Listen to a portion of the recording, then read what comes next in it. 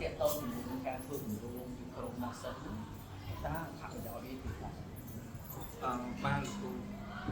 ចំពោះការធ្វើគម្រោងជាខ្លឹមនេះគឺអាចមានអត្ថប្រយោជន៍ច្រើនដល់ពួកគាត់ទី1គាត់បានធ្វើការស្រាវជ្រាវនៅ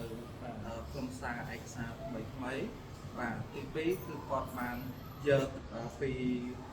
ទ្រឹស្ដីយកមកអនុវត្តបាទទី3គឺគាត់អាចផលិតបាននៅស្នាដៃខ្លួនគាត់មានការបង្កើតនៅអ្វីដែលថ្មីៗតែយើងមានតែទ្រឹស្ដីហើយគាត់យកមកអនុវត្តទៅដូចជាគាត់ពិសោធន៍ទៅនឹងសិទ្ធិចឹងគាត់មានទ្រឹស្ដីដល់គាត់ចង់បានធ្វើការ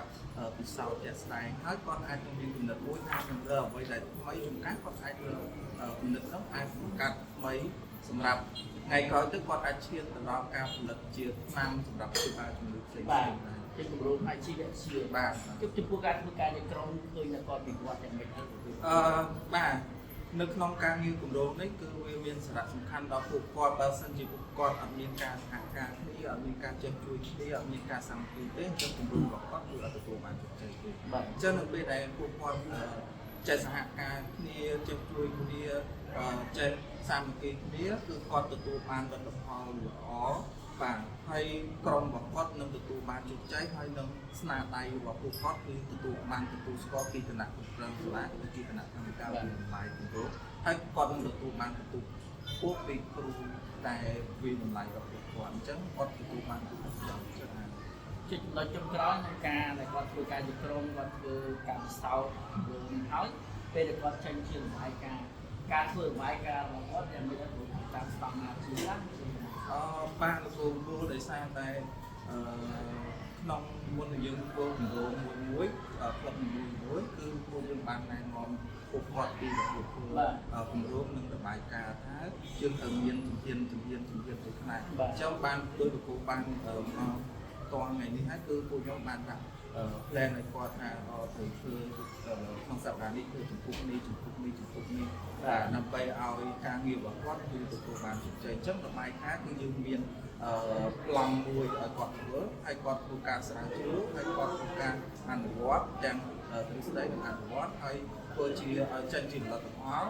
បាទហើយឲ្យចេញជារបាយការណ៍ហើយឲ្យគ្រូសម្រាប់គ្រូពិនិត្យយើងជាគ្រូរបស់គាត់យើងមានគុណនីតិត្រូវសម្របសម្រួលគ្រូពិនិត្យរបាយការណ៍គាត់ថាគាត់បានធ្វើត្រូវតែអ្វីតែគណៈគ្រប់គ្រងសាលាចង់បានគឺគាត់គឺរបស់សាលាគឺគាត់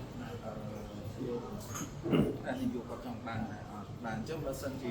គាត់មានចំណុចខាងខាងយើងនឹងជួយសម្របសម្រួលគាត់តែយើងមិនមែនទៅជួយគាត់ទេគឺបានសម្របសម្រួលបាទអញ្ចឹងបន្ទាប់ពីយើងមានរបាយការណ៍មានអីឲ្យអស់ហើយតាមគាត់ត្រូវការធ្វើបទបង្ហាញដើម្បីទៅជួយដាក់កម្មការបាទលោកគ្រូនៅពេលដែលធ្វើការ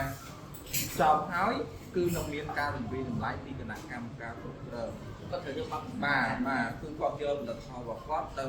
ជួបគណៈកម្មការគ្រប់គ្រងទាំងរបាយការណ៍ទាំងវីដេអូហើយនិងផលិតផលយកទៅឲ្យគាត់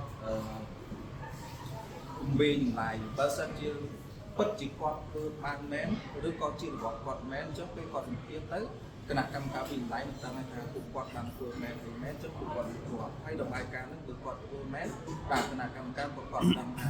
ក្រុមហ្នឹងគាត់ពិតជាបានធ្វើមែនបាទបើសិនជាគាត់អត់បានធ្វើទេគាត់សម្ភាសគេសម្ភាសទៅគាត់អត់ដឹងនិយាយថាទេអញ្ចឹងមានគណៈកម្មការត្រួតពិនិត្យវិនិច្ឆ័យបាទហើយមើលរបាយការណ៍ក្នុងវីដេអូហ្នឹងបានអាចថាឲ្យគាត់ជាប់នឹងពលិបាទនៅចប់នេះគឺថាការធ្វើការងារគម្រោងនៃក្រុមហ្នឹងពីថ្នាក់ទីម៉ានទៅថ្នាក់ទីម៉ាននៅសាលារៀនចំនួនថ្មីរបស់យើង LGS យើងគឺមានចាប់ពីថ្នាក់ទី7ដល់ថ្នាក់ទី11ចំណែកទី12គឺយើងអត់មានលេខដោយសារពួកគាត់ជាឆ្នាំអញ្ចឹងថ្នាក់ទី7ដល់ទី11ហើយដោយតែឃើញគឺគាត់ជាសិស្សថ្នាក់ទី7បាទសិស្សថ្នាក់ទី7ឯខាងថ្នាក់ទីម៉ានថ្នាក់ទី10ថ្នាក់ទី10បាទអញ្ចឹងបងប្អូនដែលគាត់តាមថ្នាក់ទី7គឺគាត់មានទម្លាប់នៅក្នុងការពិសោធន៍ធ្វើការជាក្រុមឲ្យអាចផ្សេងជារបាយការណ៍បកស្រាយការរៀនបាទអាចជាអមទៅអរគុណច្រើនបាទអរគុណច្រើនលោកគ្រូពីថ្ងៃនេះបាទអរគុណ